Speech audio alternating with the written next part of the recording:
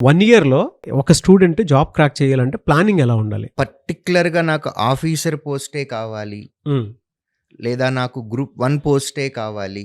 ఇలా ఒక్క సింగిల్ దానికే నేను ఫోకస్ చేయాలి అని అనుకోవట్టు చాలామంది సంవత్సరాల తరబడి వాళ్ళ ఏజ్‌ని, ఎఫర్ట్‌ని, మనీని పోగొట్టుకుంటున్నారు. ఎందుకంటే నోటిఫికేషన్ అనేది మన చేతుల్లో లేదు, గవర్నమెంట్ చేతిలో ఉంటుంది. హ్మ్. మీరు ఉద్యోగం తెచ్చుకోవాలి అని అనుకున్నప్పుడు ఒక పర్టిక్యులర్ నోటిఫికేషన్ కాకుండా మీ ఎలిజిబిలిటీకి అవకాశం ఉన్నటువంటి అన్ని నోటిఫికేషన్లకి అప్లై చేయాలి. సో ఫస్ట్ ఆఫ్ ఆల్ ఆ లిస్ట్ తయారు చేసుకోవాలి. ఆ లిస్ట్ మా దగ్గర ఉంది, మేమే ఇస్తాం. సో స్టూడెంట్ జాబ్ మేమే చేసి పెట్టేస్తున్నాం అక్కడ. దీనిలో ఉన్నటువంటి సబ్జెక్టులు ఏమేమి ఉన్నాయి, సబ్జెక్ట్ లిస్ట్ రాసుకోవాలి. అది కూడా మేమే చేసిస్తున్నాం.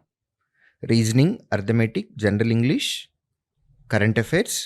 ఇది కాకుండా స్టేట్ గవర్నమెంట్ ఎగ్జామ్స్ కానీ లేదా సెంట్రల్ గవర్నమెంట్ ఎగ్జామ్స్ కానీ రాస్తుంటే జీఎస్ కూడా రావాలి. రైల్వే ఎగ్జామ్స్కి కూడా జీఎస్. సో ఇవి లిస్ట్. ఈ సబ్జెక్టులన్నిటిని ఫస్ట్ నేర్చుకోవాలి. ప్యారలల్గా డైలీ ఒక 1 అవర్ మన సబ్జెక్ట్ నాలెడ్జ్ని రివిజన్ చేసుకోవడానికి పెట్టుకోవాలి.